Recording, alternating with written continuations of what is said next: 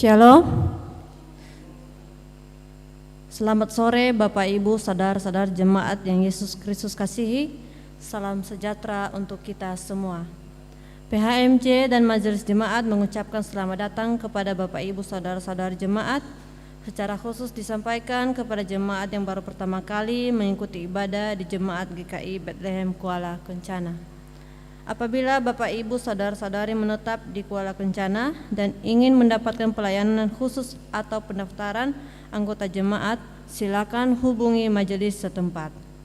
Kepada warga jemaat yang akan menjalani cuti di bulan berjalan, disampaikan selamat menjalani cuti, dan kepada jemaat yang telah kembali dari cuti, disampaikan selamat datang dan selamat menjalankan tugas dan kerja.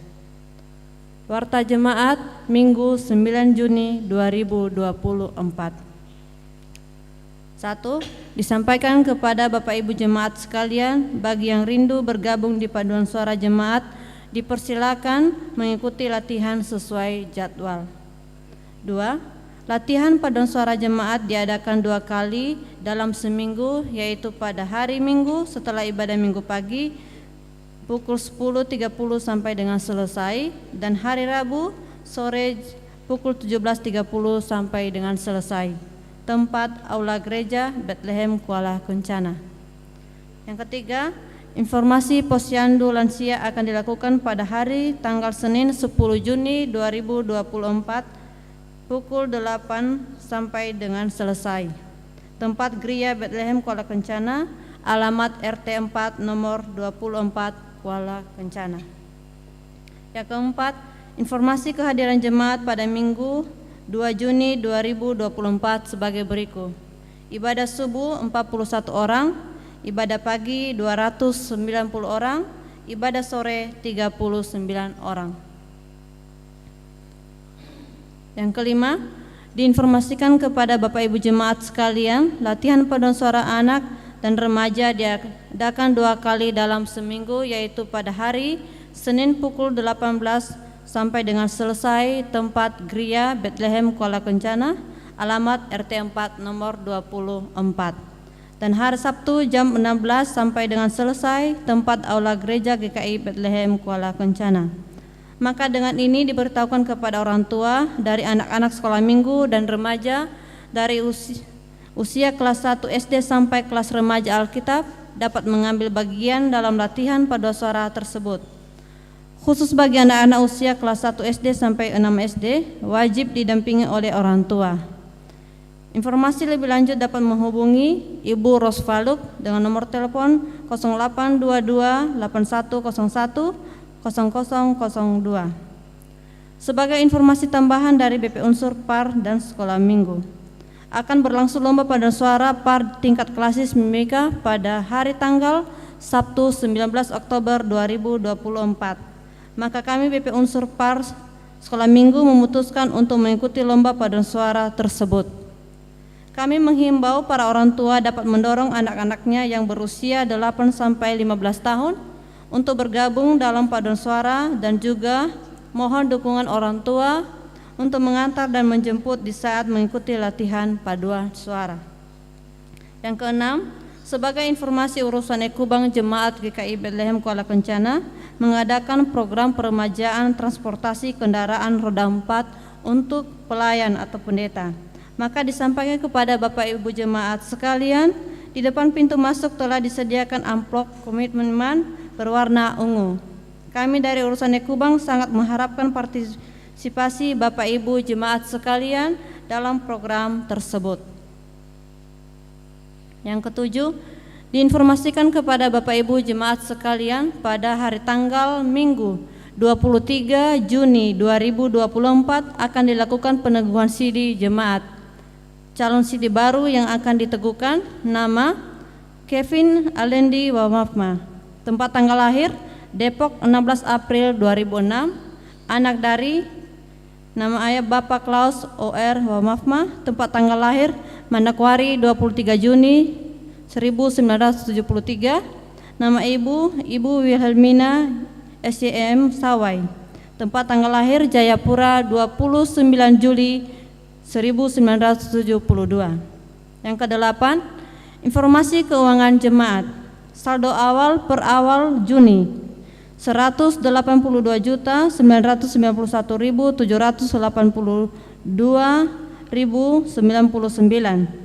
Penerimaan 9.726.000.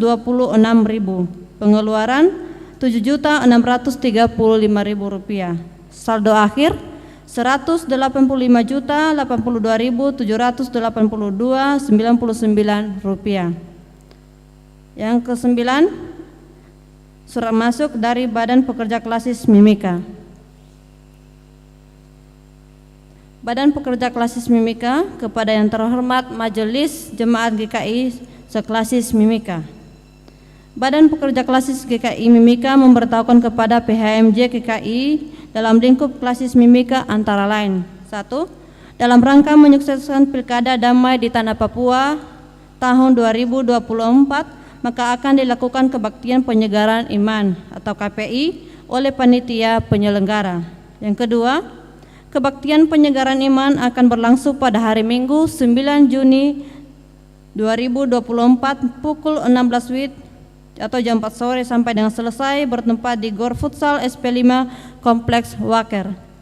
Yang ketiga, berhubung peserta yang diundang per klasis sebanyak 25 orang, maka masing-masing jemaat dapat menyesuaikan bagi yang berkenan hadir.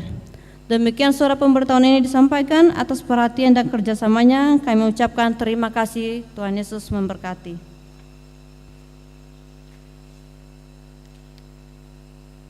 Poin yang 10, diinformasikan kepada Bapak Ibu sekalian akan dilakukan perkunjungan pastoral tanggal 14 Juni sampai 13 Juli untuk persiapan perjamuan kudus di tengah tahun pada tanggal 14 Juli 2024. 11. Berita duka cita.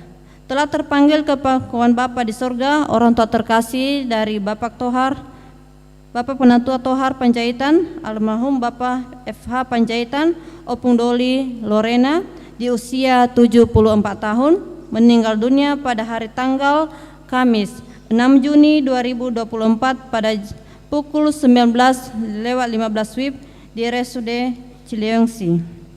Atas nama PHMJ, Majelis dan Jemaat menyampaikan turut berduka cita yang mendalam atas terpanggilnya Bapak mertua terkasih ke rumah Bapa di sorga. Semoga keluarga yang ditinggalkan diberi kekuatan serta perhiburan dari Tuhan. Demi kelancaran, kenyamanan dan ketertiban ibadah, kami menghimbau Bapak Ibu jemaat sekalian untuk mempersiapkan diri dengan baik untuk beribadah, menyiapkan Alkitab dan mengenakan pakaian yang sopan. Pastikan HP dalam keadaan mode diam selama ibadah berlangsung. Pokok doa khusus, amplop persembahan, perpuluhan yang akan didoakan dari mimbar diserahkan lebih awal ke majelis yang bertugas di counter saat memasuki ruang gereja agar dicatat dan diteruskan kepada pelayan firman untuk didoakan dari mimbar. Atas nama PHMJ dan Majelis Jemaat menyampaikan terima kasih kepada pelayan firman, Bapak Pendeta Yance Numberi STH MMIS, Kantoria, admin, tim multimedia, sound system, organis yang mengisi pujian, kostor, sopir bis, dan Bapak Ibu majelis yang bertugas. Demikian warta di sore ini. Terima kasih atas perhatiannya. Selamat beribadah. Tuhan Yesus memberkati. Shalom.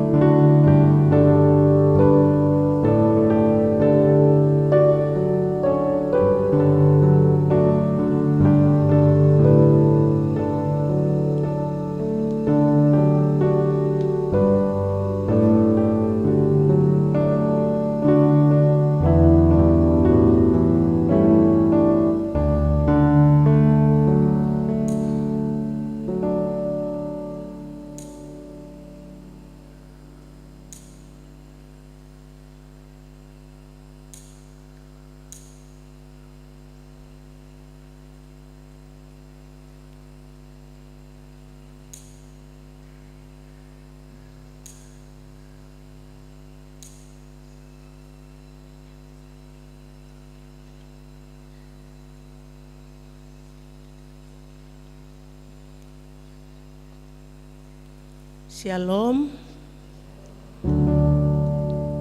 Bapak Ibu jemaat yang Tuhan Yesus kasihi, kita akan mulai dengan ibadah kita di sore hari ini.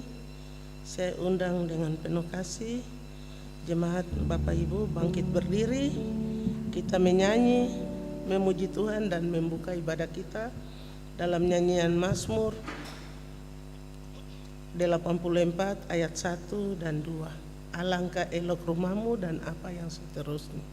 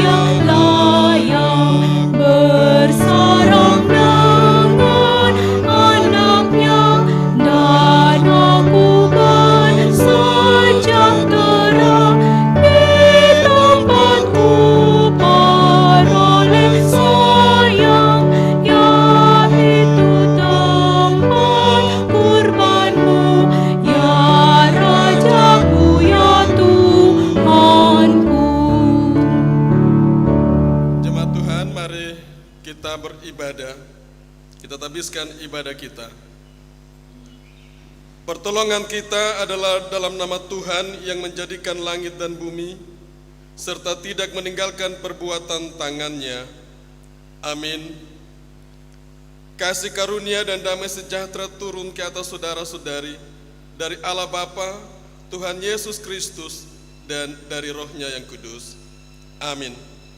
Masih dalam keadaan berdiri, kita lakukan pujian Mazmur 84 ayatnya yang ketiga, yang diam dalam rumahmu.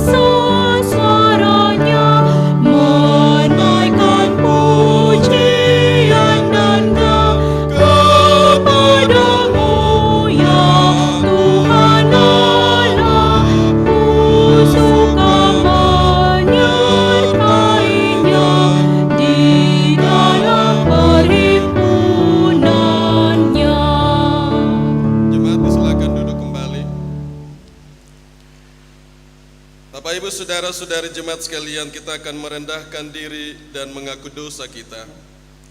Marilah kita merendahkan diri di hadapan Tuhan Allah dan mengaku dosa kita sungguh-sungguh kepadanya. Tuhan itu dekat kepada orang yang patah hati dan Ia menyelamatkan orang-orang yang remuk jiwanya. Mari kita berdoa. Kami datang bersekutu dan berbakti kepadamu Tuhan. Di hari Minggu yang kudus dalam ibadah ini, kami menyadari diri kami bahwa kami ini orang berdosa. Karena itu di hadapan-Mu Tuhan, kami membuka hidup kami mengaku bahwa kami ini orang berdosa.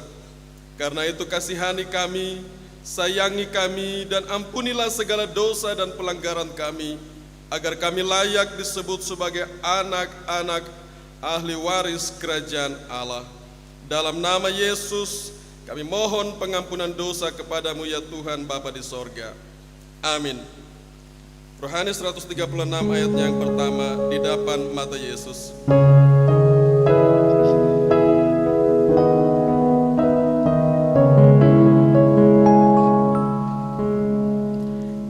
Di depan mata Yesus, ku buka kehidupanku dan isi hati yang baru di depan mata Yesus.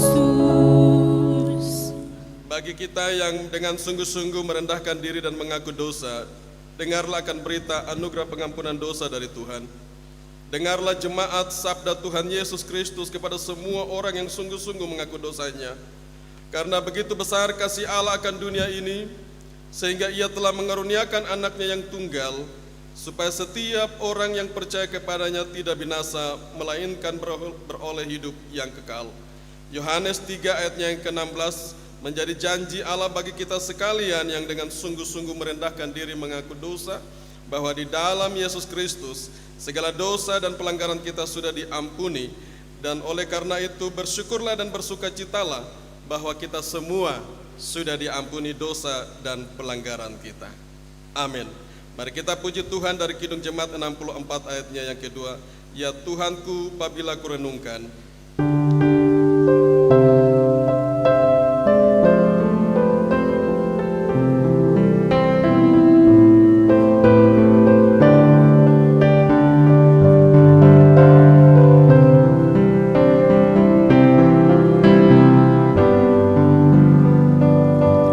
Ya Tuhanku, apabila kurenungkan pemberian-Mu dalam penebus, ku tertegun bagiku dicurahkan oleh Putra-Mu darahnya kudus. Maka jiwaku pun memuji-Mu, sungguh besar Kau Allahku. Maka jiwaku pun memuji-Mu, sungguh besar Kau Allahku. Bapak Ibu saudara-saudara jemaat sekalian, kita akan mendengarkan hukum Tuhan. Untuk itu jemaat saya mohon berdiri. Dengarlah hukum Tuhan. Kasihilah Tuhan Allahmu dengan segenap hati, dan dengan segenap jiwamu, dan dengan segenap akal budimu. Itulah hukum yang terutama dan yang pertama. Dan hukum yang kedua yang sama dengan itu ialah, kasihilah sesamamu manusia seperti dirimu sendiri. Pada kedua hukum inilah tergantung seluruh hukum Taurat dan kitab para nabi. Roh Kudus memampukan Bapak Ibu Saudara dan kita semua untuk melakukan hukum Tuhan ini dalam kehidupan kita hari lepas hari. Amin. Jemaat disilakan duduk kembali.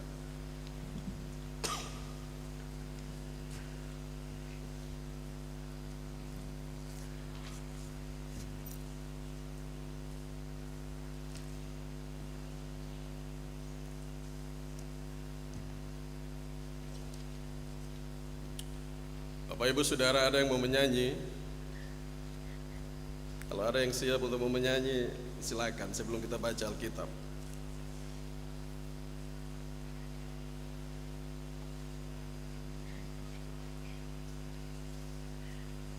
Pembacaan firman Tuhan yang ditentukan oleh Sinode GKI di Tanah Papua dalam pembacaan hari ini, di hari Minggu tanggal 9 Juni 2024, itu terpilih dari Kitab Kudus Perjanjian Lama, Kitab Keluaran pasalnya yang kedua, Keluaran pasal 2 ayat 23 hingga ayatnya yang ke-25, dan Keluaran pasal 3 ayat 1 hingga ayatnya yang ke-22, dan Keluaran pasal 4 ayat 1 hingga ayatnya yang ke-17. Ada 3 pasal yang menjadi bagian pembacaan firman Tuhan di minggu ini. Keluaran pasal 2 ayat 23 hingga ayatnya yang ke-25. Dan nanti dilanjutkan ayatnya, pasalnya yang ketiga ayat 1 hingga 22 dan 4 ayat 1 hingga ayatnya yang ke-17. Sebelum kita membaca dan merenungkan firman Tuhan, baiklah kita biarkan Alkitab kita terbuka dan kita berdoa minta tuntunan kuasa Tuhan dalam pembacaan dan perenungan firman Tuhan. Mari kita berdoa. Tuhan yang Maha Kuasa, Engkau telah memberi firman-Mu menjadi pelita bagi kaki kami dan terang bagi jalan kami. Berilah oleh Roh Kudus telinga kami mendengar dan hati kami rindu akan firman-Mu. Berilah firman-Mu menjadi kesukaan kami, agar kami bertumbuh dalam kasih-Mu dan mengenal Engkau sebagai Tuhan dan Juru Selamat. Amin. Bapak Ibu, saya akan membaca bagian firman Tuhan ini, dan Bapak Ibu serta anak-anak yang membawa Alkitab nanti akan mengikutinya dalam hati pada Alkitabnya masing-masing. Keluaran pasalnya yang kedua ayat 23 sampai 25, dan nanti akan dilanjutkan di pasal 3 dan pasalnya yang keempat. Musa diutus Tuhan. Lama sesudah itu matilah Raja Mesir, tetapi orang Israel masih mengeluh karena perbudakan, dan mereka berseru-seru sehingga teriak mereka minta tolong karena perbudakan itu sampai kepada Allah. Allah mendengar mereka mengerang, lalu Ia mengingat kepada perjanjiannya dengan Abraham, Ishak dan Yakub.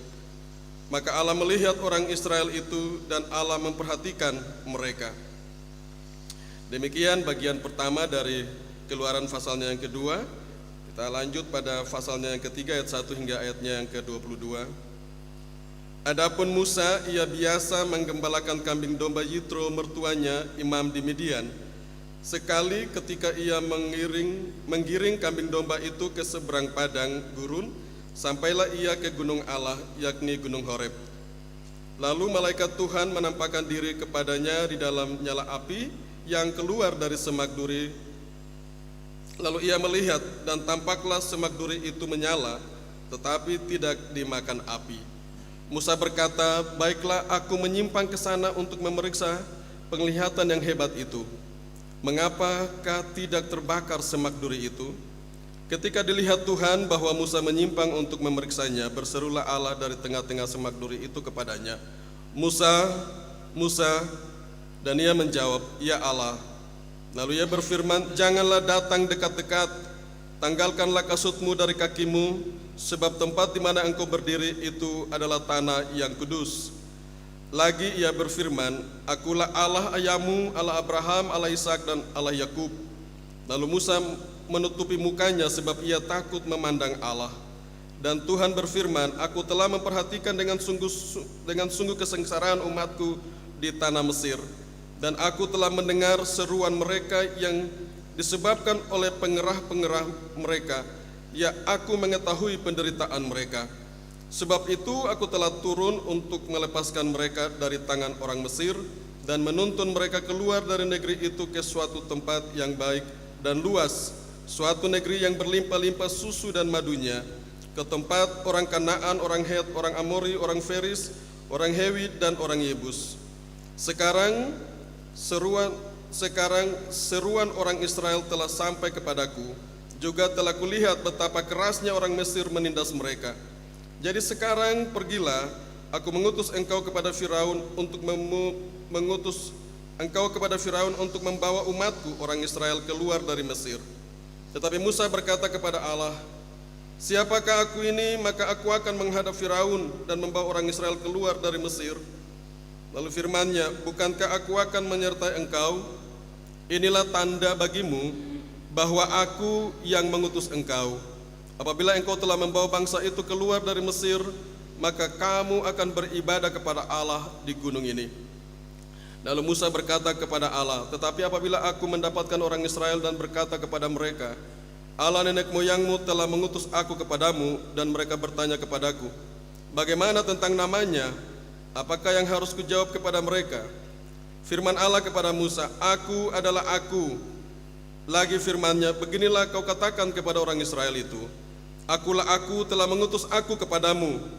Selanjutnya berfirmanlah Allah kepada Musa, beginilah kau katakan kepada orang Israel, Tuhan Allah nenek moyangmu, Allah Abraham, Allah Ishak dan Allah Yakub telah mengutus aku kepadamu. Itulah namaku untuk selama-lamanya, dan itulah sebutanku turun-temurun. Pergilah, kumpulkanlah para tua-tua Israel dan katakanlah kepada mereka, Tuhan Allah nenek moyangmu, Allah Abraham, Ishak dan Yakub telah menampakkan diri kepadaku serta berfirman, aku sudah mengindahkan kamu juga apa yang dilakukan kepadamu di Mesir.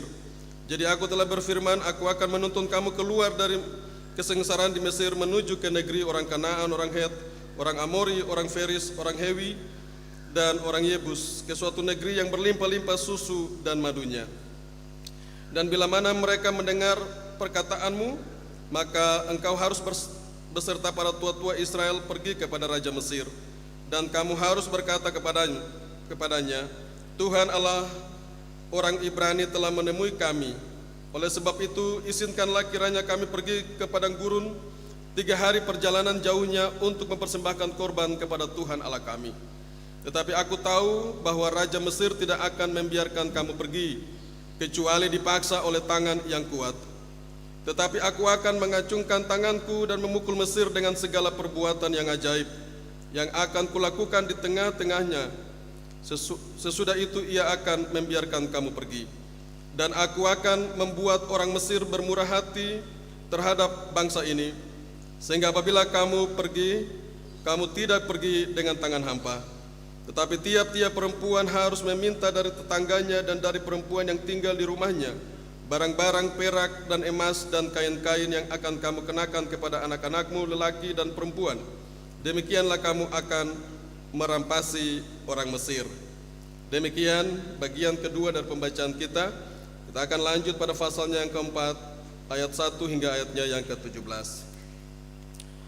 Lalu sahut Musa, bagaimana jika mereka tidak percaya kepadaku dan tidak mendengarkan perkataanku, melainkan berkata, Tuhan tidak menampakkan diri kepadamu? Tuhan berfirman kepadanya, apakah yang di tanganmu itu? Jawab Musa, tongkat. Firman Tuhan, lemparkanlah itu ke tanah. Dan ketika dilemparkannya ke tanah, maka tongkat itu menjadi ular, sehingga Musa lari meninggalkannya. Tetapi firman Tuhan kepada Musa, ulurkanlah tanganmu dan peganglah ekornya. Musa mengulurkan tangannya, ditangkapnya ular itu, lalu menjadi tongkat di tangannya, supaya mereka percaya bahwa Tuhan Allah nenek moyang mereka, Allah Abraham, Allah Ishak, dan Allah Yakub telah menampakkan diri kepadamu. Lagi firman Tuhan kepadanya, masukkanlah tanganmu ke dalam bajumu.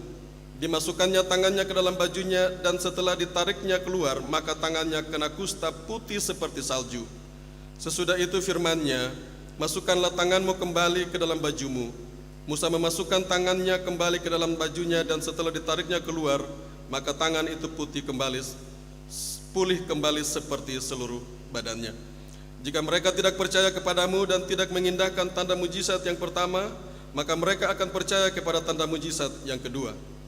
Dan jika mereka tidak juga percaya kepada kedua tanda mujizat itu dan tidak mendengarkan perkataanmu, maka engkau harus mengambil air dari sungai Nil dan harus kau curahkan di atas tanah yang kering. Lalu air yang kau ambil itu akan menjadi darah di tanah yang kering itu. Lalu kata Musa kepada Tuhan, Tuhan, aku ini tidak pandai bicara, dahulu pun tidak, dan sejak engkau berfirman kepada hambamu pun tidak. Sebab aku berat mulut dan berat lidah. Tapi Tuhan berfirman kepadanya, siapakah yang membuat lidah manusia? Siapakah yang membuat orang bisu atau tuli, membuat orang melihat atau buta? Bukankah aku, yakni Tuhan? Oleh sebab itu pergilah, aku akan menyertai lidahmu dan mengajar engkau apa yang harus kau katakan. Tetapi Musa berkata, Tuhan, utuslah kiranya siapa saja yang patut kau utus. Maka bangkitlah murka Tuhan terhadap Musa, dan ia berfirman, bukankah di situ Harun orang Lewi itu kakakmu? Aku tahu bahwa ia pandai bicara, lagi pula ia telah berangkat menjumpai engkau, dan apabila ia melihat engkau, ia akan bersukacita dalam hatinya. Maka engkau harus berbicara kepadanya dan menaruh perkataan itu ke dalam mulutnya. Aku akan menyertai lidahmu dan lidahnya, dan mengajarkan kepada kamu apa yang harus kamu lakukan. Ia harus berbicara bagimu kepada bangsa itu, dengan demikian ia akan menjadi penyambung lidahmu, dan engkau akan menjadi seperti Allah baginya. Dan bawalah tongkat itu di tanganmu, yang harus kau pakai untuk membuat tanda-tanda mujizat. Demikian jauh pembacaan firman Tuhan. Dikatakan berbahagia adalah kita sekalian yang membaca, merenungkan, dan hendak melakukan firman Tuhan ini dalam kehidupan kita hari lepas hari. Haleluya.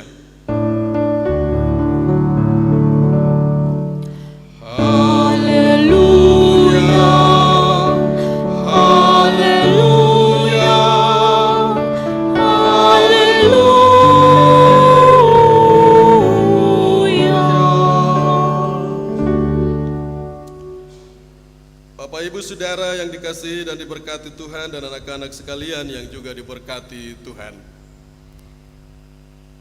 Tema dari pembacaan firman Tuhan ini atau tema khotbah kita, pemilihan Musa dan pembebasan Israel. Musa dipilih dan Israel dibebaskan. Seperti itulah kira-kira dia punya tema yang ditentukan oleh Sinode GKI di Tanah Papua untuk kita baca dan kita renungkan di minggu ini dan dalam minggu kerja kita di satu minggu ini. Bapak Ibu Saudara yang dikasihi, saya pikir dan yakin bahwa kita semua ini sudah pernah membaca bagian ini dan sudah sering sekali membaca bagian firman Tuhan ini. Sejak kecil kita sudah cerita tentang bagaimana Allah memilih Musa, mengutus Musa, dan Musa menjadi orang yang menghadap Firaun, lalu bercakap-cakap dengan Firaun, dan muncullah 10 tulah di Mesir yang akhirnya meninggal anak-anak sulung dari orang-orang Mesir, termasuk anak Raja Firaun. Semuanya mati, barulah orang Israel itu dibawa keluar oleh Tuhan melalui hambanya Musa. Jadi sesungguhnya Bapak Ibu Saudara, firman Tuhan ini tidak asing bagi kita tentang Musa dipilih dan Israel dibebaskan. Saudara yang dikasihi dan diberkati oleh Tuhan, kita tahu bahwa bangsa Israel itu kan bangsa yang kecil. Dari dulu dia kecil, sudah sampai sekarang dia kecil. Dia berada di Timur Tengah, tapi dia kuat.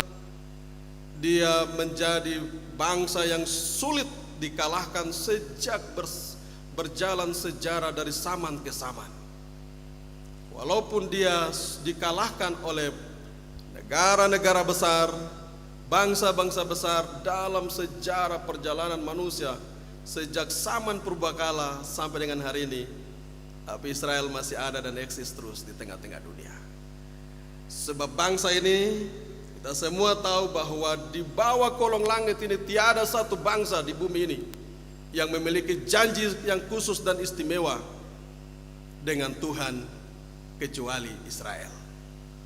Israel ini dipilih Tuhan bukan karena kehebatan, bukan karena superioritasnya dan lain sebagainya, tetapi itu dipilih berdasarkan kehendak bebasnya Allah untuk memilih mereka menjadi bangsa dengan tujuan misinya Allah itu sendiri untuk memperkenalkan dirinya di tengah-tengah dunia bagi segala bangsa.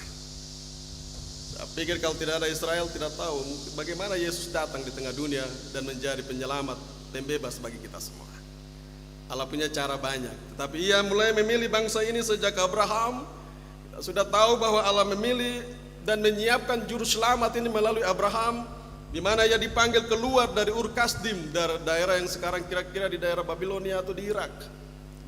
Lalu ia terus berjalan sesuai dengan apa yang Tuhan kehendaki dalam pemanggilannya, sampai keturunannya Ishak dan punya anak Yakub, dan anak-anak Yakub hidup dalam pengembaraan Tapi janji Allah bagi umat ini adalah bahwa Dia akan memberikan tanah yang besar dan luas, yang penuh dengan susu dan madu.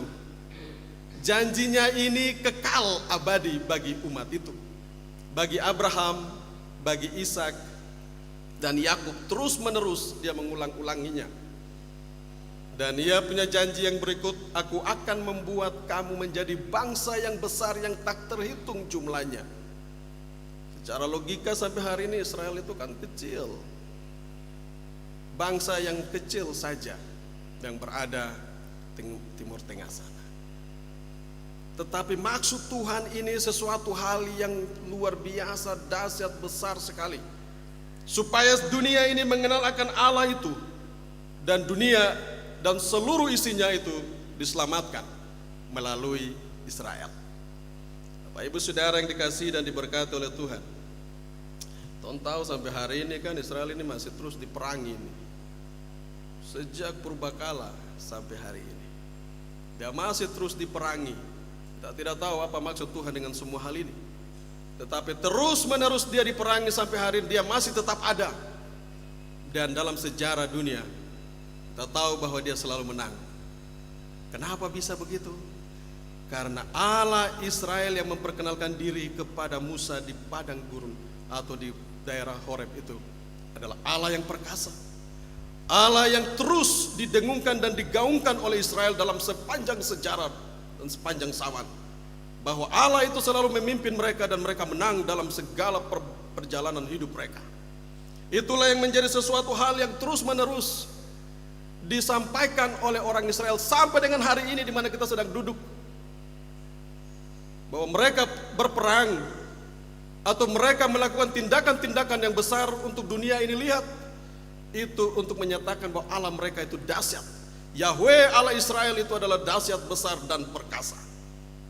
Itu yang kita kenal di dalam diri Yesus Kristus, Allah yang menyatakan dirinya menjadi manusia ke dalam dunia ini, dan kita sudah dipilih menjadi bagiannya dalam barisan sejarah Israel di tengah-tengah dunia ini.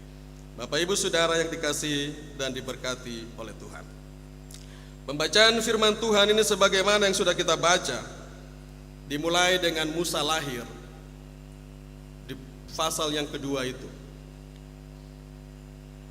Bagaimana Israel mengalami penindasan yang cukup sangat luar biasa. Kita kalau baca di kitab Keluaran ini pada pasal 12 kira-kira ayat 40 dan 41, 430 tahun mereka tinggal di Mesir. Mereka menjadi bangsa yang pada waktu awal mereka tinggal itu mereka menjadi bangsa yang dihormati dan disegani selama Yusuf masih hidup dan selama Firaun yang mengangkat Yusuf menjadi pembesar itu masih hidup. Tapi ketika kita baca firman Tuhan di ayat pasal 2 ayatnya yang ke-23 ini, lama sesudah itu matilah Raja Mesir, tapi orang Israel masih mengeluh karena perbudakan. Jadi orang-orang yang saling mengenal Mesir, Firaun dan Yusuf, mereka pada masa itu Israel masih mengalami damai. Namun setelah matinya Raja Mesir dan juga raja yang berikutnya mati, sejarah itu hilang. Orang sudah tidak kenal itu Yusuf. Bangsa Mesir sudah tidak tahu bagaimana itu, mereka pernah mengalami hikmatnya yang luar biasa dari orang Israel melalui Yusuf untuk menyelamatkan mereka pada masa paceklik atau masa kesusahan.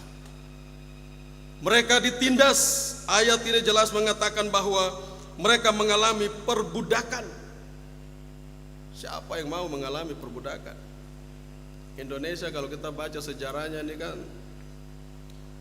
cukup lama juga dijajah. Lepas dari Portugis masuk Spanyol, lepas dari itu masuk Belanda.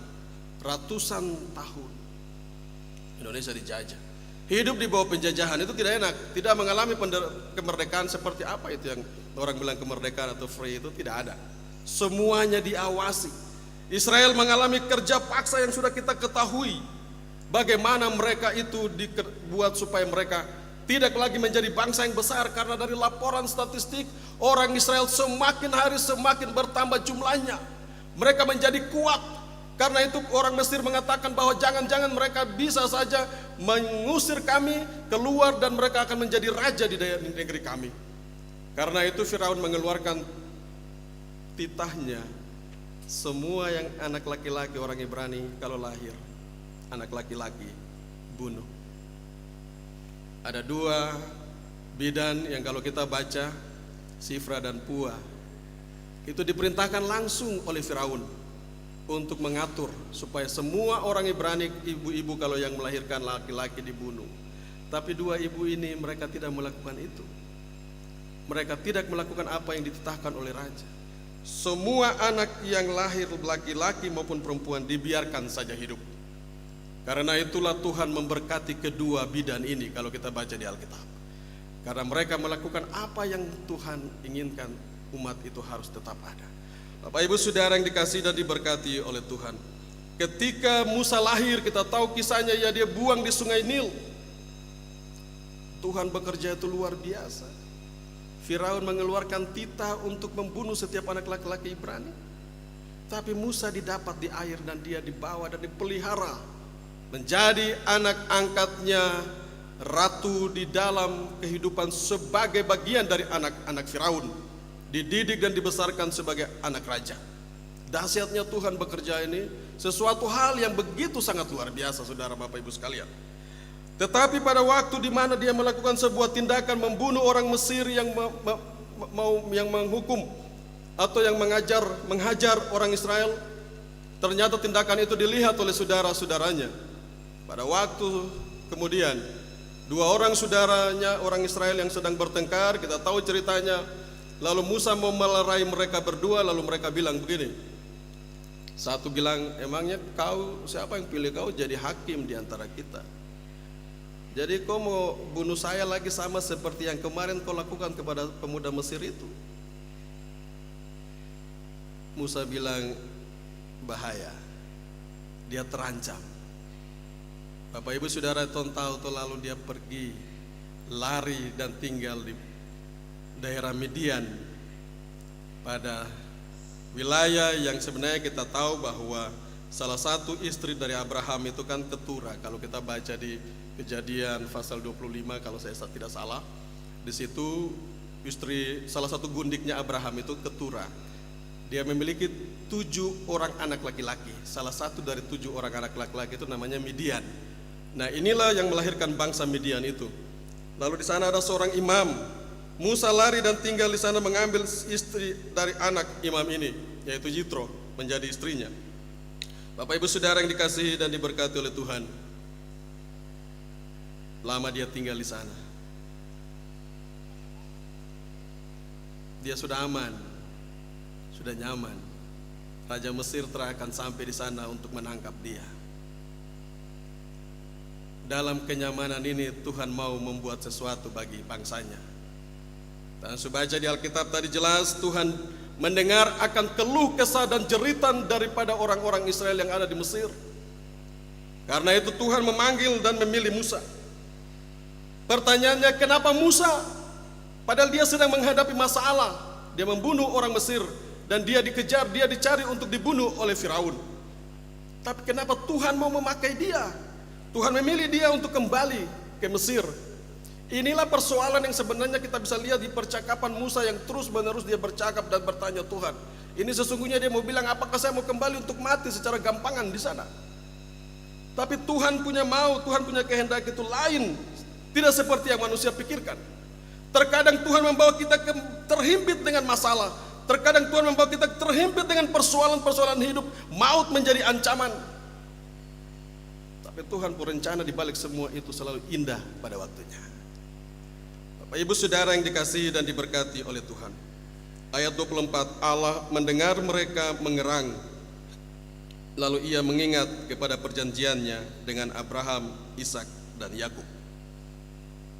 Seakan-akan Allah ini pelupa begitu. Begitu dengar jeritan mereka baru dia ingat akan janjinya. Saudara yang dikasihi dan diberkati oleh Tuhan, ayat 25, maka Allah melihat orang Israel itu dan Allah memperhatikan mereka. Saudara yang dikasihi dan diberkati oleh Tuhan, terkadang kita ada dalam sebuah masalah. Masalah yang kita hadapi itu terkadang begitu sangat menekan jiwa kita, hidup kita. Masalah itu terus menjadi sesuatu yang membebani perjalanan hidup kita. Kita seakan-akan sulit keluar dari masalah yang kita hadapi. Sampai kita bisa membuat kesimpulan bahwa seakan Tuhan tidak melihat saya. Doa-doa dan pergumulan saya seakan-akan hambar dan hampa di mata Tuhan. Dalam situasi kondisi ini banyak orang itu biasanya ambil keputusan untuk pergi lari, kasih tinggal Tuhan. Cari caranya. Ada yang dengan cara-cara yang gampangan, ringan. Ada yang mengambil keputusan tinggalkan gereja, tinggalkan persekutuan, tinggalkan Tuhan, tinggalkan apa yang menjadi harapan dan masa depan dari kehidupannya.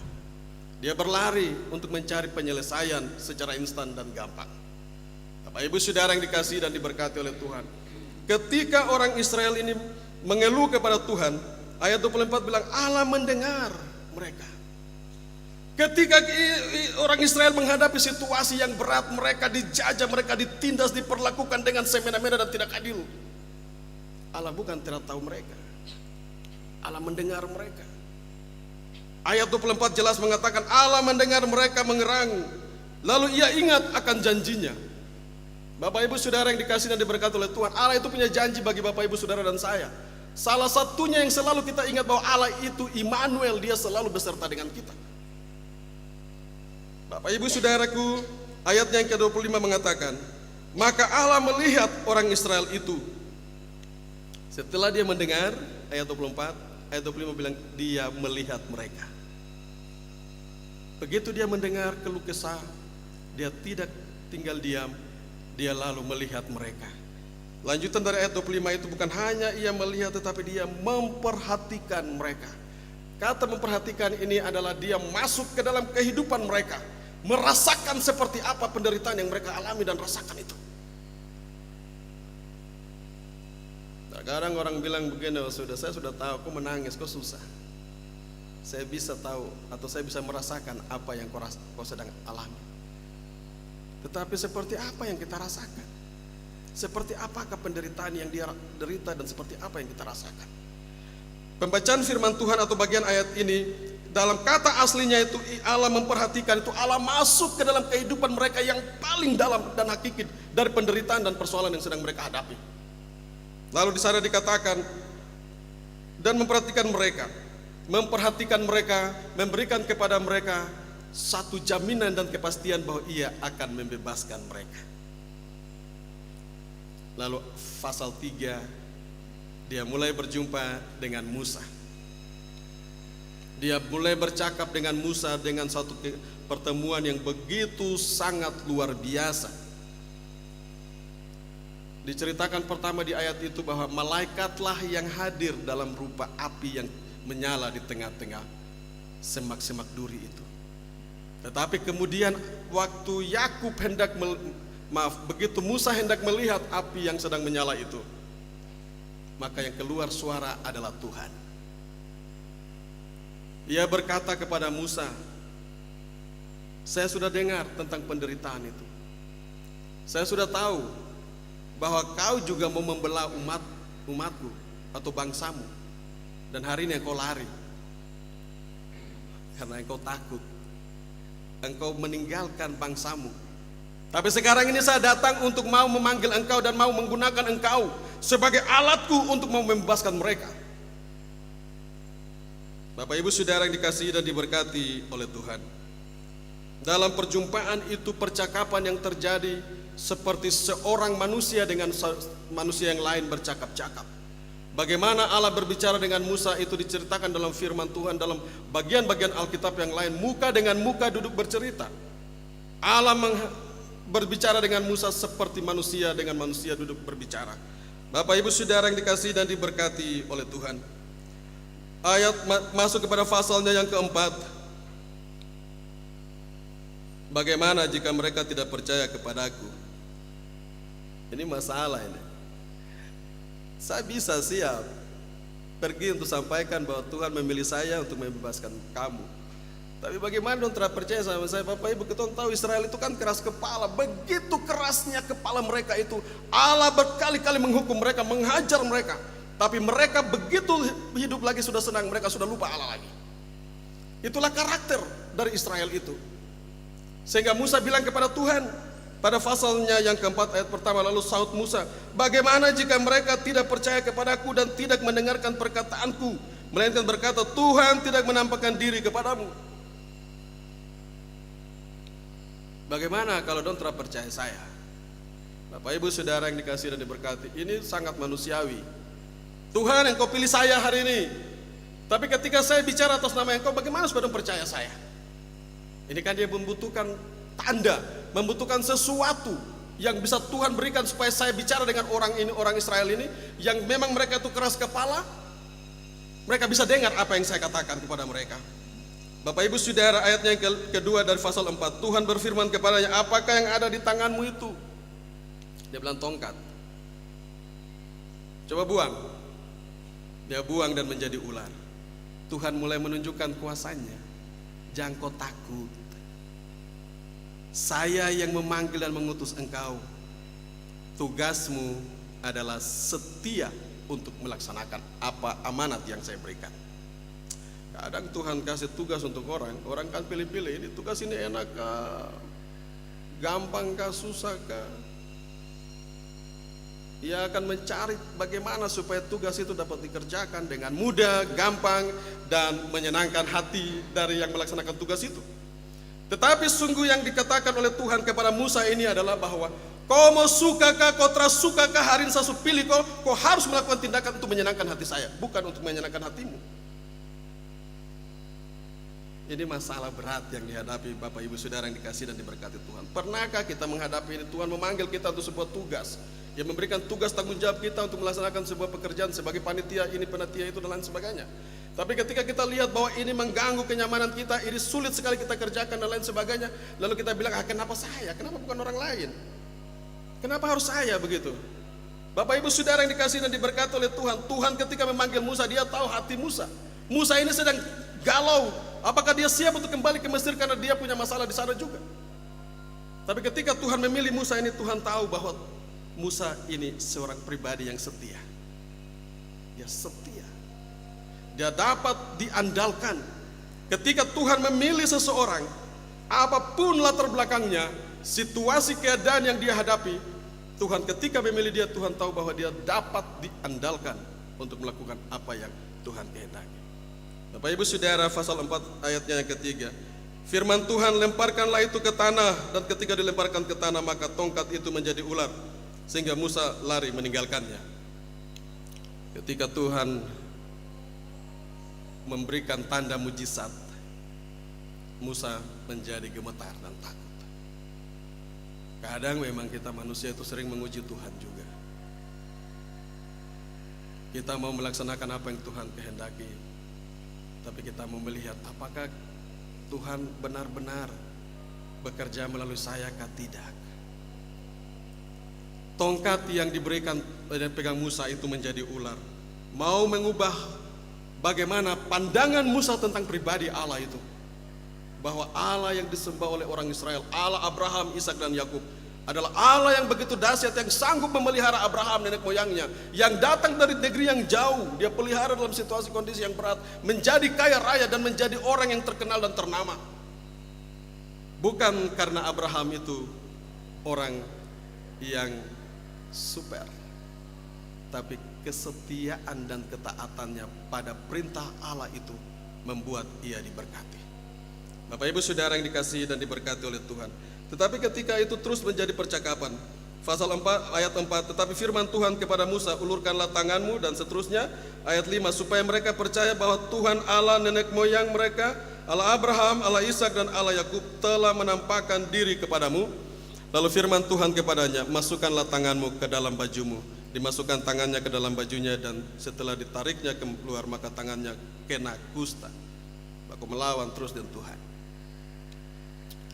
Kalau Tuhan mau pakai orang, mau bikin rupa-rupa, mau aku melawan dengan Tuhan, jangan saya, orang lain. Tuhan punya cara untuk membuat engkau mengambil keputusan. Dia bilang kasih masuk kau tangan, kalau kau masih banyak ngomong, Kasih masuk tanganmu ke dalam jubahmu dan keluarkan. Dia keluarkan tangannya putih kena kusta. Ini bukan pakai-pakai atau aywa orang Serui bilang ya. Ini kutuk yang Tuhan berikan. Sekarang bagaimana? Kau mau laksanakan tugas amanat yang saya berikan ini kah atau tidak? Saya yakin ketika hal yang kedua, mujizat yang kedua Musa alami ini, pasti Musa mulai menuju kepada pengambilan keputusan untuk siap. Tetapi Bapak Ibu Saudara, Tuhan mengubah lagi kembali dan menjadi sehat. Ini sesuatu peristiwa. Terkadang ini kita alami Bapak Ibu Saudara. Ketika kita menolak panggilan Tuhan dalam tugas panggilan khusus yang Tuhan berikan kepada kita, ada banyak masalah kita hadapi.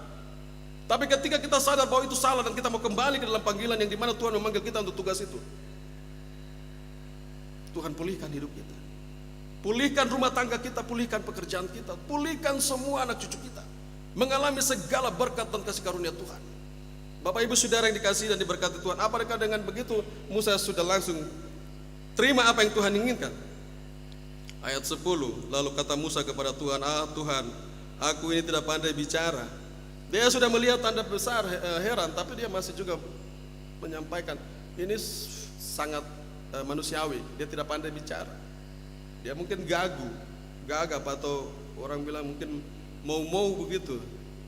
Jadi dia bilang sama Tuhan, Tuhan, aku ini tidak pandai bicara, dahulu pun tidak, dan sejak engkau berfirman kepada hambamu pun tidak, sebab aku berat mulut dan berat lidah.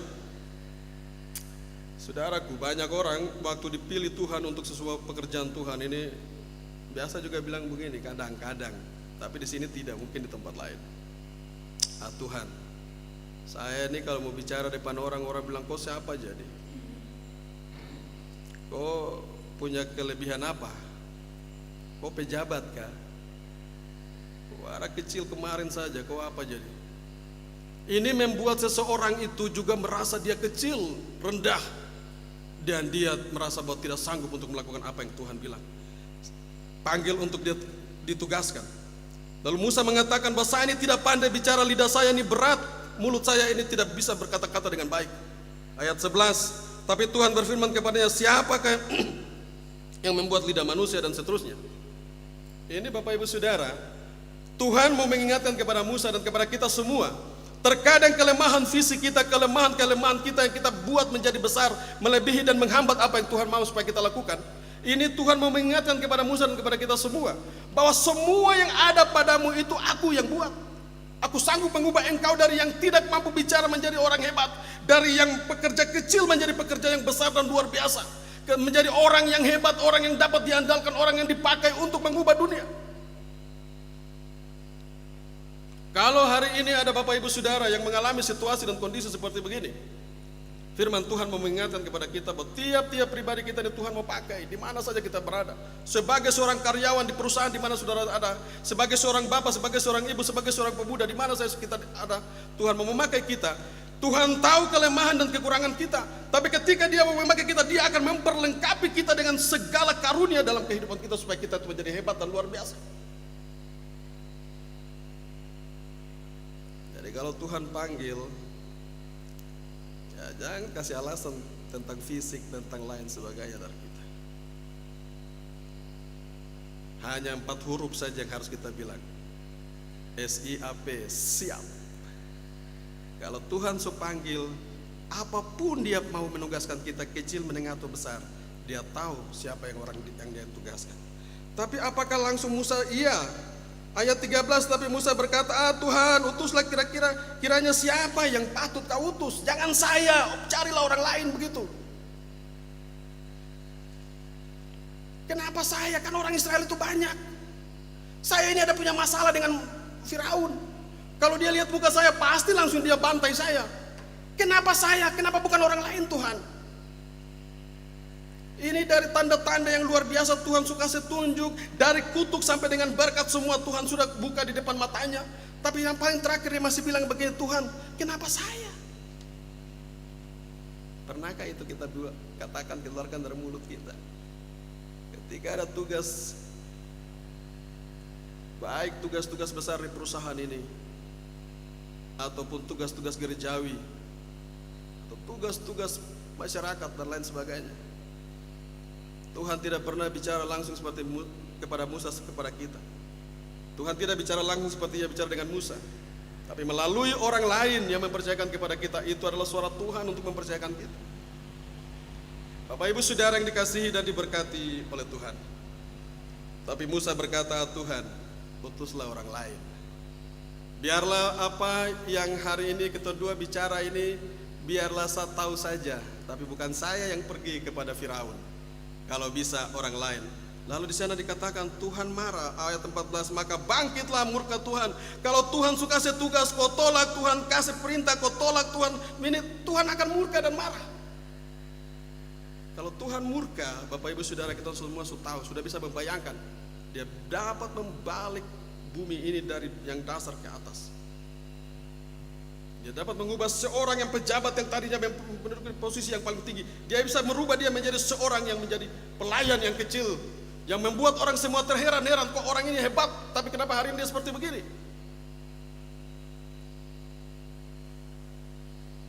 Bapak Ibu Saudara, ketika Tuhan murka, Dia tetap punya cara. Sebelum Ia bicara dengan Musa, Dia sudah menggerakkan Harun kakak Musa untuk datang berjumpa dengan Musa supaya mereka menjadi saudara untuk pergi ketemu dengan Firaun. Lalu Tuhan bilang begini, sudah kau diam, sudah jangan kau banyak melawan. Kakakmu Harun sedang datang berjumpa dengan engkau. Dia akan menjadi penyambung lidahmu. Kalau kau belum percaya saya, yang buta bisa melihat, yang tuli bisa mendengar, yang gagu tidak bisa bicara, saya bisa mengubah. Kalau kau belum percaya saya akan pakai kakakmu Harun untuk berbicara. Kalau Tuhan mau pakai seseorang dan orang itu masih terus mempunyai alasan-alasan, maka Tuhan akan pakai orang lain.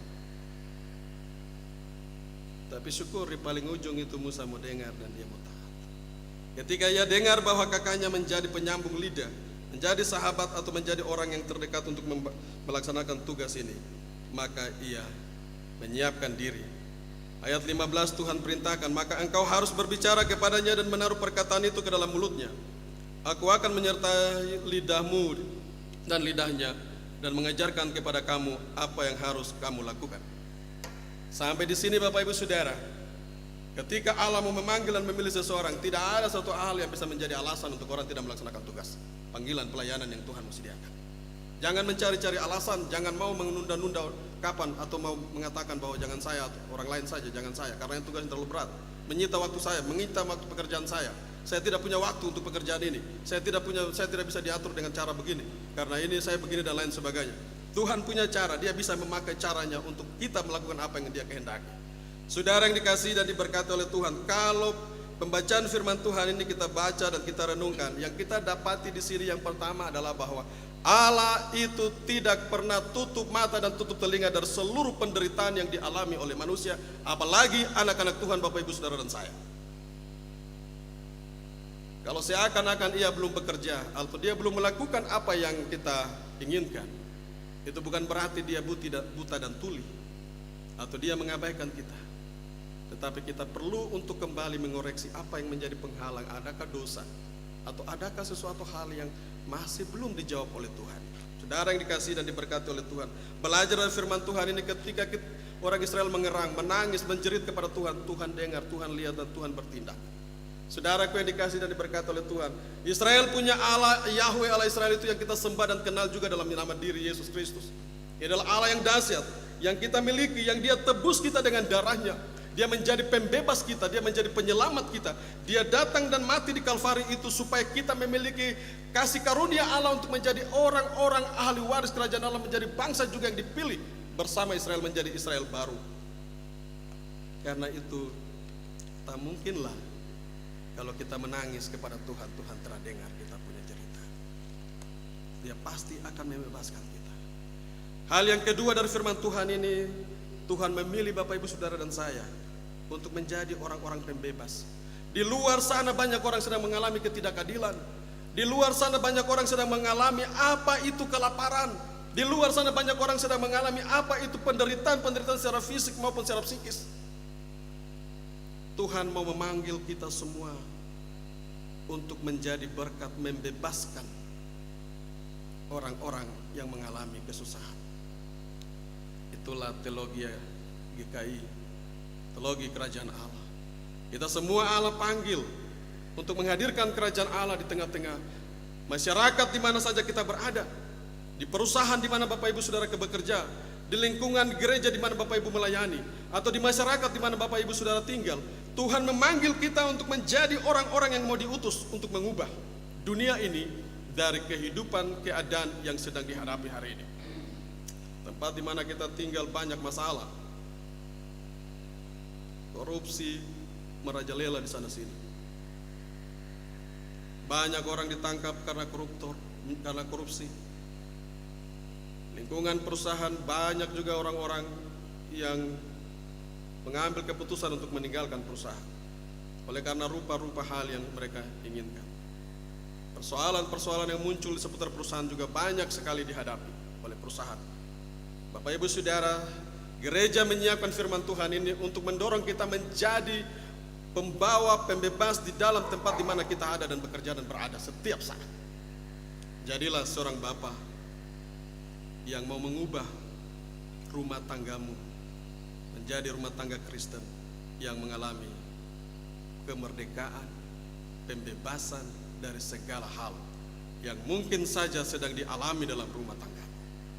Jadilah seorang mama, seorang ibu yang juga mau tampil sebagai Musa, memiliki iman yang kuat dan kokoh tanpa bercakap-cakap atau menjadi takut oleh karena panggilan, tugas dan pelayanan ibu-ibu dalam tugas di rumah maupun di mana saja sudah ibu-ibu berada. Tuhan mau memakai ibu-ibu juga sebagai agen perubahan. Bapak Ibu Saudara yang dikasihi dan diberkati Tuhan, saudara-saudari pemuda yang diberkati oleh Tuhan, Tuhan menyiapkan saudara-saudara sebagai para pemuda untuk terjun di tengah-tengah dunia yang penuh dengan keberdosaan, dengan berbagai-bagai rupa-rupa persoalan. Timika ini orang jual narkoba, ganja, dan lain-lain itu kan berseliweran di sana sini, di sekolah-sekolah, di mana saja banyak. Pemuda menjadi target. Bapak Ibu, Saudara, para pemuda kita, anak-anak kita harus terus diingatkan. Iblis sedang berjalan dengan caranya untuk menghancurkan gereja Tuhan.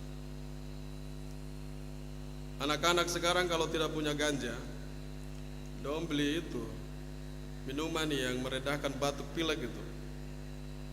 Beli 20-30 bungkus, campur di air minum, teler. Pastikan kepada anak-anak kita bahwa mereka menjauhi itu. Narkoba dijual sampai di sekolah-sekolah di SD dengan cemilan-cemilan yang membuat mereka tertarik, tergoda untuk mengulang dan selalu mengulang. Karena itu waspadalah. Baiklah kita mau menjadi agen-agen perubahan di tengah-tengah dunia ini dalam panggilan tugas kita masing-masing. Tuhan memberkati kita, memberkati firman-Nya, menjadi orang-orang hebat dalam menjalani hari-hari kita dimanapun kita berada. Haleluya, amin.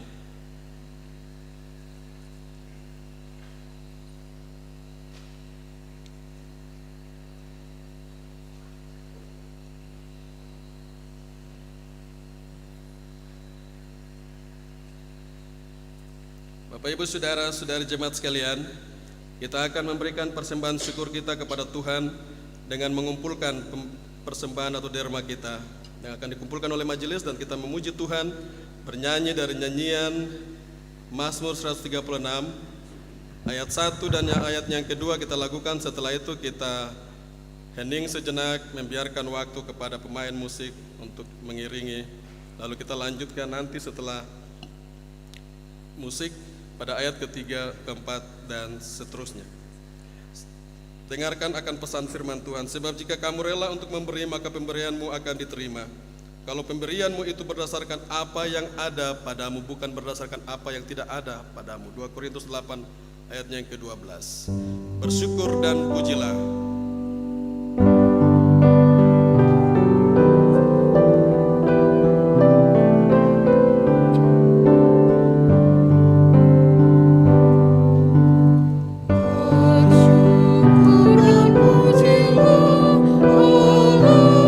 Allah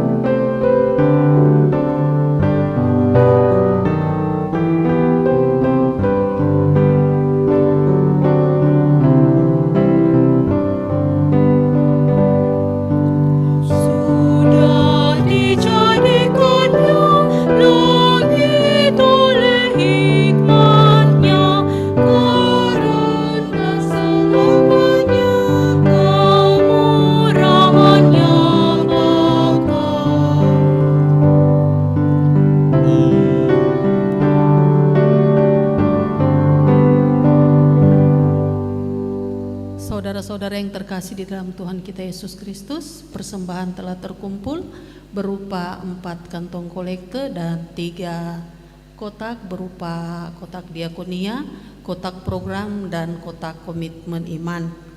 Dan juga ada 2 amplop pengucapan syukur yang tidak menyebutkan namanya dari rayon 3. Persembahan akan didoakan dari mimbar.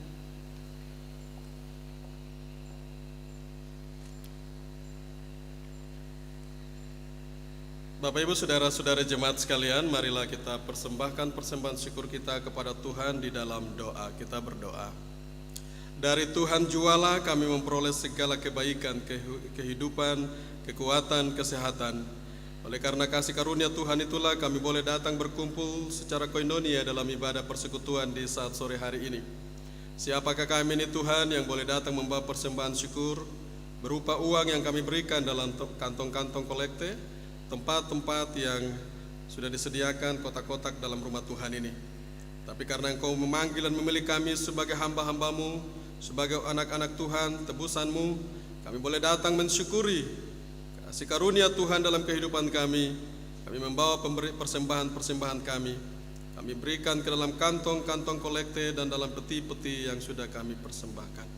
Bapa di sorga, mari terima pemberian persembahan jemaat-Mu dan berkatilah apa yang mereka berikan ini supaya dapat menopang pekerjaan Tuhan di tengah-tengah jemaat GKI Bethlehem Kuala Kencana, Klasis GKI Mimika pun juga di Sinode GKI di Tanah Papua.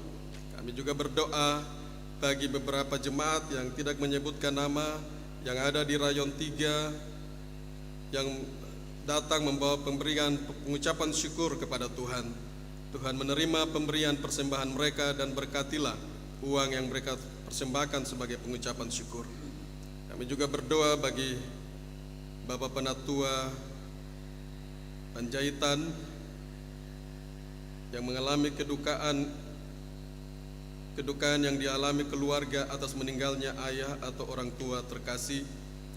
Beri penghiburan yang sejati dari-Mu ya Allah Roh Kudus, supaya yang mengalami kehilangan dan duka cita ini dapat dikuatkan iman mereka dan mereka dapat merelakan, mengikhlaskan orang terkasih mereka yang sudah kembali ke pangkuan-Mu Bapa di sorga. Kami juga berdoa bagi Siamas Diana Mansnandifu Mansawan yang sedang sakit, masih dalam proses pengobatan. Mari Tuhan Engkau jamah, urapi dan sembuhkan hamba-Mu ini melalui makanan, minuman dan obat-obatan. Kiranya ia boleh kembali pulih untuk mengangkat tugas pelayanan. Inilah persembahan syukur jemaat-Mu Tuhan. Terimalah dan berkatilah untuk pekerjaan-Mu di tengah-tengah dunia ini. Haleluya. Amin.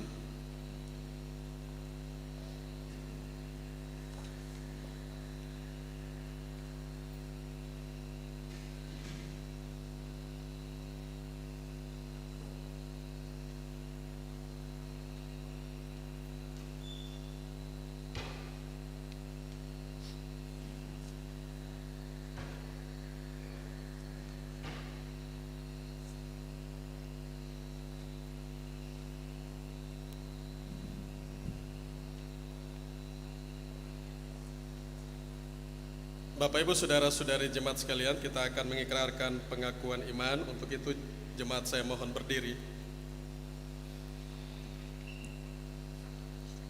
Dalam persekutuan dengan gereja Tuhan dari segala zaman dan di segala tempat, marilah kita mengaku kepercayaan kita sesuai pengakuan iman Nisea Konstantinopel. Aku percaya kepada Allah Bapa yang Maha Kuasa, pencipta langit dan bumi, segala yang kelihatan dan yang tidak kelihatan, dan kepada satu Tuhan, Yesus Kristus, anak Allah yang tunggal, yang lahir dari Sang Bapa sebelum segala zaman, Allah dari Allah, terang dari terang, Allah yang sejati dari Allah yang sejati, diperanakan, bukan dibuat, sehakikat dengan Sang Bapa, yang dengan perantaraannya segala sesuatu dibuat, yang telah turun dari surga untuk kita manusia dan untuk keselamatan kita, dan menjadi daging dan oleh Roh Kudus dari anak darah Maria manusia yang disalibkan bagi kita, di bawah pemerintahan Pontius Pilatus, menderita dan dikuburkan, yang bangkit pada hari ketiga sesuai dengan isi kitab-kitab, dan naik ke sorga, yang duduk di sebelah kanan Sang Bapa, dan akan datang kembali dengan kemuliaan, menghakimi orang yang hidup dan yang mati, yang kerajaannya tak akan berakhir. Aku percaya kepada Roh Kudus, yang adalah Tuhan dan yang menghidupkan, yang keluar dari Sang Bapa dan Sang Anak, disembah dan dimuliakan, yang telah berfirman dengan perantaraan para nabi. Aku percaya kepada satu gereja yang kudus, am dan rasuli. Aku mengaku satu baptisan untuk pengampunan dosa. Aku menantikan kebangkitan orang mati dan kehidupan di zaman yang akan datang. Nyanyian rohani nomor 80 ayat yang pertama, Yesus pimpinlah.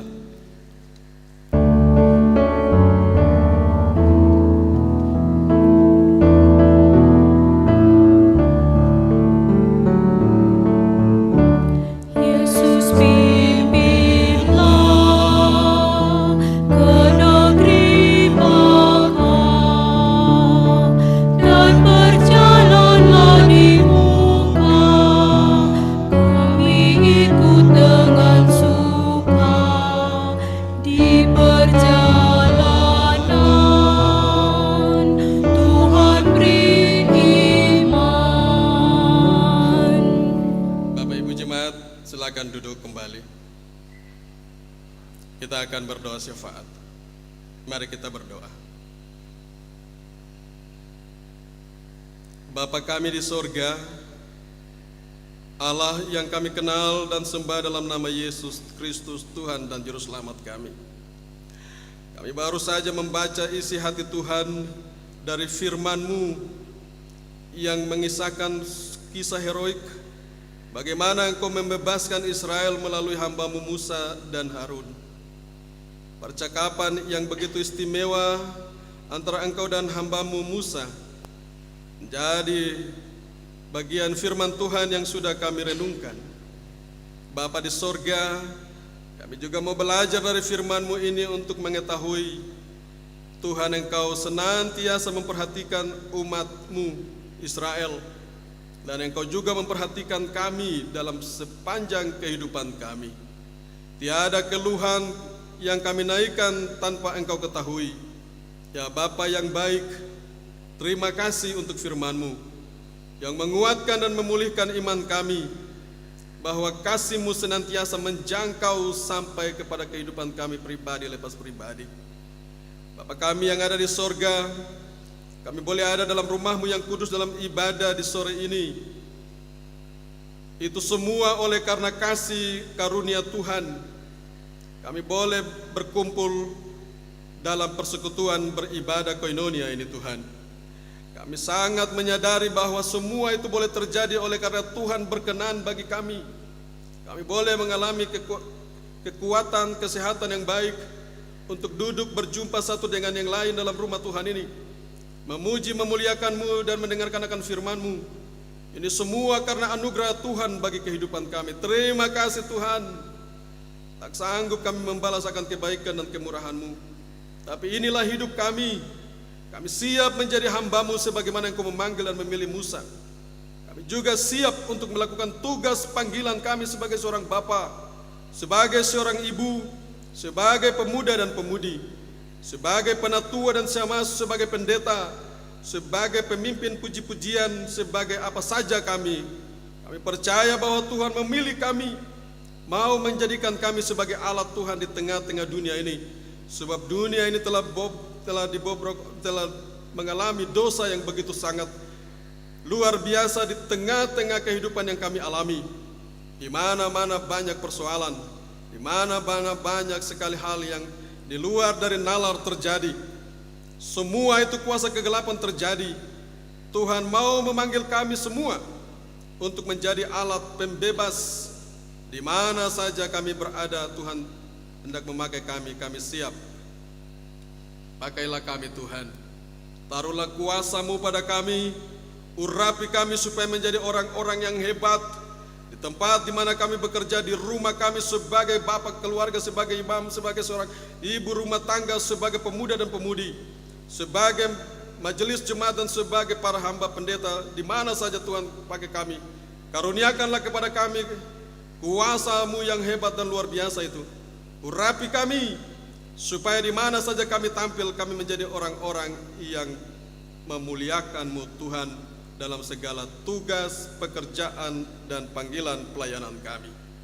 Bapa di sorga, berkatilah jemaat-Mu, jemaat GKI Bethlehem Kuala Kencana yang hari ini hadir di tengah-tengah persekutuan ini, datang dari kepelbagaian tugas dan jabatan mereka di perusahaan ataupun di pemerintah ataupun di mana saja. Tuhan tahu kehidupan mereka, berkatilah supaya apa saja yang mereka kerjakan itu menghasilkan buah-buah berkat yang hebat dalam kehidupan mereka, di tempat di mana mereka bekerja diberkati oleh karena mereka. Bapa di sorga, dalam nama Tuhan kami Yesus Kristus, dalam menjalani hari-hari hidup ini, gereja terus menggumuli akan bagaimana Papua ini dipulihkan, membutuhkan orang-orang yang Tuhan pilih menjadi pembebas-pembebas untuk memulihkan orang-orang yang menangis, orang-orang yang ada dalam kesakitan, orang-orang yang mengalami penderitaan, penganiayaan dan penjajahan. Kiranya Tuhan memilih tiap-tiap orang untuk menjadi orang-orang yang dapat membebaskan dengan panggilan-panggilan tugas masing-masing di mana saja gereja memakai orang-orang, Tuhan memilih orang-orang untuk menjadi saluran berkat. Berkatilah para bapa dalam tugas mereka di tengah-tengah pekerjaan mereka. Jadikan mereka bapa yang sederhana, rendah hati, bapa-bapa yang diberkati oleh Tuhan. Jadikan para ibu sebagai ibu-ibu yang penuh dengan keteladanan, memberi contoh dan teladan kepada anak-anak, kepada semua orang yang belum percaya maupun yang percaya kepada Tuhan. Ibu-ibu GKI mau menjadi teladan dalam panggilan tugas mereka di mana saja mereka berada. Jadikan anak-anak Tuhan, anak-anak muda, pun juga para remaja dan anak-anak sekolah minggu di Jemaat GKI Bethlehem Kuala Kencana ini sebagai anak-anak yang dipakai, dipersiapkan Tuhan untuk masa depan yang baik. Kasih karunia Tuhan menjaga mereka, Allah Roh Kudus tinggal di hati dan pikiran mereka, supaya mereka sanggup untuk menolak semua pencobaan dan godaan-godaan dari iblis yang hendak menghancurkan masa depan generasi anak-anak muda ini. Bapa di sorga, kami berdoa bagi perusahaan PT Freeport Indonesia ini Tuhan. Tuhan berkati pimpinan dari pusat hingga di daerah atau yang ada di perusahaan ini, supaya seluruh aktivitas apa yang mereka kerjakan dalam tugas mereka itu berjalan dengan baik. Para hamba-Hamba-Mu yang bekerja sebagai karyawan-karyawati, Tuhan pelihara mereka, taruh roh takut akan Tuhan supaya mereka bekerja dengan sungguh-sungguh setia, taat dan dengar-dengaran, supaya mereka diberkati, rumah tangga mereka diberkati, anak-anak mereka diberkati dalam setiap hidup dan kerja mereka. Terima kasih Tuhan. Hamba juga berdoa bagi hamba-Hamba-Mu yang melayani dalam jemaat ini. Kedua pendeta hamba-Mu Tuhan memberkati dalam rumah tangga mereka, dalam pergumulan hidup mereka, dalam pelayanan mereka. Anak-anak mereka diberkati oleh Tuhan.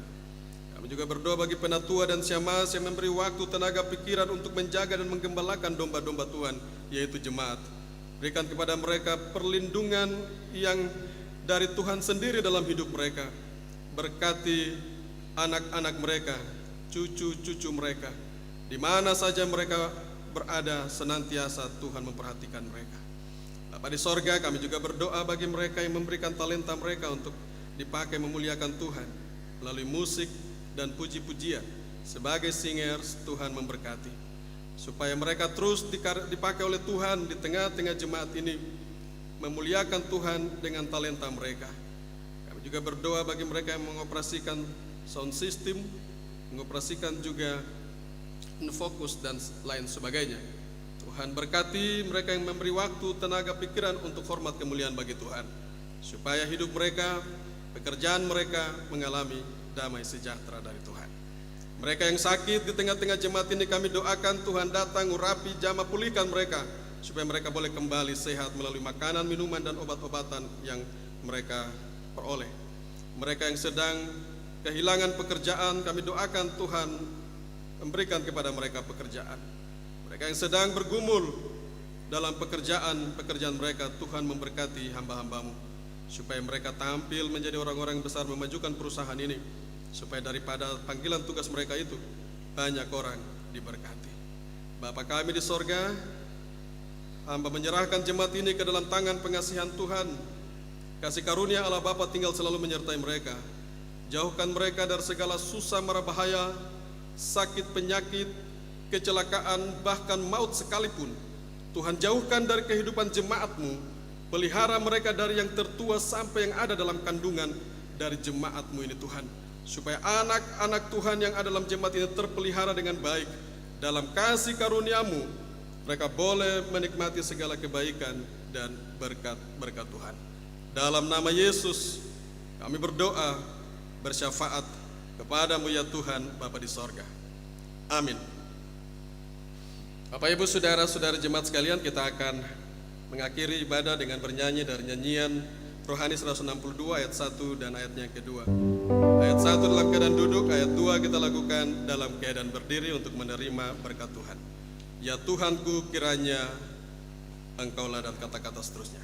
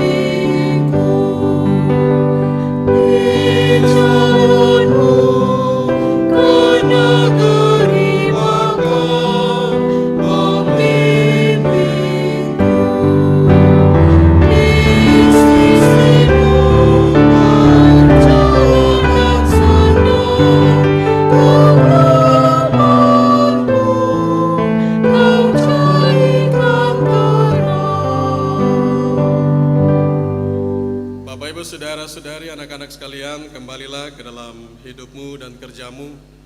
Ingatlah firman Tuhan yang baru saja kita semua dengar dan renungkan. Allah sanggup memulihkan kehidupan kita apapun keadaannya hari ini. Dia sanggup untuk membuat kita menjadi orang-orang yang hebat dan luar biasa. Terimalah berkat Tuhan dan kembali dalam kehidupanmu dalam sejahtera kasih Allah. Kasih karunia Tuhan Yesus Kristus dan kasih Allah dan persekutuan Roh Kudus menyertai kamu saat ini terus kekal sampai selama-lamanya. Amin.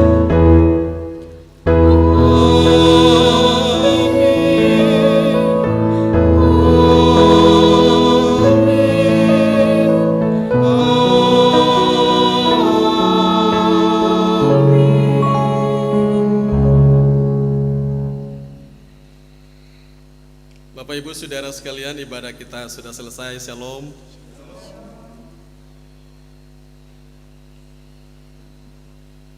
Silakan kita sambil berjabat tangan.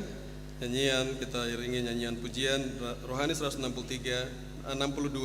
ayatnya yang ketiga. Ya Tuhanku, ku ikut beriman. Sambil bersalam-salaman memberikan ucapan selamat hari Minggu.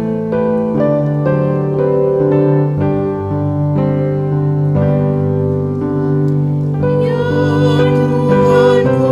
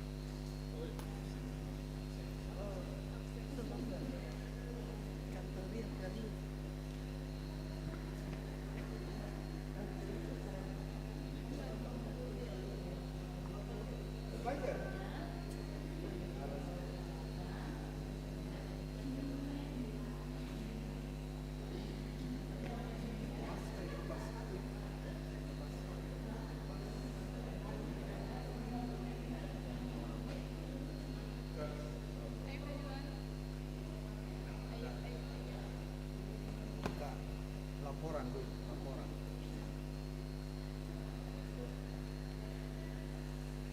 Oh,